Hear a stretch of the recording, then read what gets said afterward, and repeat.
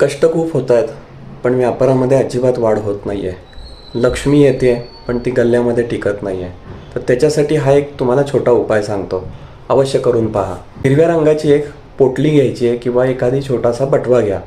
त्याच्यामध्ये गुरुपुष्यामृत योग किंवा मेला किंवा शुभचंद्रावरती तुम्ही त्या पिशवीमध्ये त्याच्यात चिमूटभर हिरवे मूग, त्याच्यानंतर एक सुपारी, 10 ग्रॅम साबूत धणे आणि एक पंचमुखी रुद्राक्ष, 2 हळकुंड आणि 2 सुपाऱ्या, या सगळ्या वस्तू त्याच्यामध्ये टाका.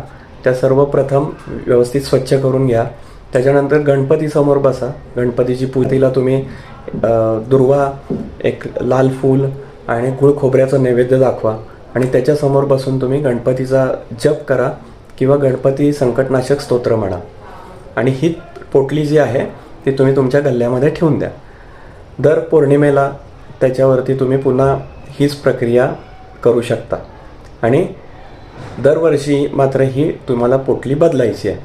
लवकरच तुम्हाला आर्थिक स्थैर्य मिळताना दिसून येईल आणि तुमचे सगळे प्रॉब्लेम सॉल्व्ह हळूहळू होतील.